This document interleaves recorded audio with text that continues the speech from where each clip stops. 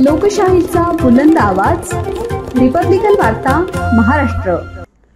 पैठण तालुक्यातील कडेठाण येथील धक्कादायक प्रकार, मुलाने बापाचा खून करून मृतदेह घरातच पुरला। बातमी पैठण येथून। याबद्दल सविस्तर माहिती अशी आहे की पैठण तालुक्यातील कडेठाण येथे मुलाने बापाचा खून करून मृतदेह घरात पुरून ठेवल्याची धक्कादायक घटना 22 नोव्हेंबर रोजी शनिवारी सायंकाळी उघडकीस आली आहे। या मयतचे नाव कल्याण बापूराव काळे, वय 65 वर्ष, तालुका कडेठाण, तालुका पैठण असे असून आरोपी मुलगा रामेश्वर कल्याण काळे, वय 38 वर्ष, याला पोलिसांनी ताब्यात घेतले। मयत कल्याण बाबूराव काळे यांचे 8 दिवसांपूर्वी कुठल्यातरी क्षुल्लक कारणाने मुलाबरोबर वाद झाला। मयताचा मोठा मुलगा ऊसतोडीला बाहेरगावी गेला आहे।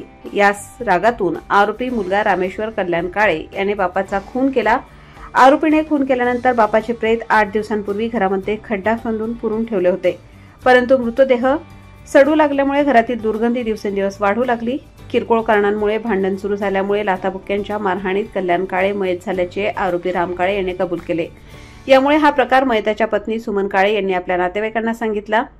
मृतदेहाची दुर्गंधी सुटल्याने ही गंभीर घटना उघडकीस आली। महसूल वैद्यकीय पथकाच्या उपस्थितीत उपविभागीय पोलीस अधिकारी सुनील पाटील, पाचोड पोलीस ठाण्याचे सहाय्यक पोलीस निरीक्षक सचिन पंडित यांच्या मार्गदर्शनाखाली वैद्यकीय पोलीस पथक घटनास्थळी जाऊन घरात पुरून ठेवलेला मृतदेह बाहेर काढला।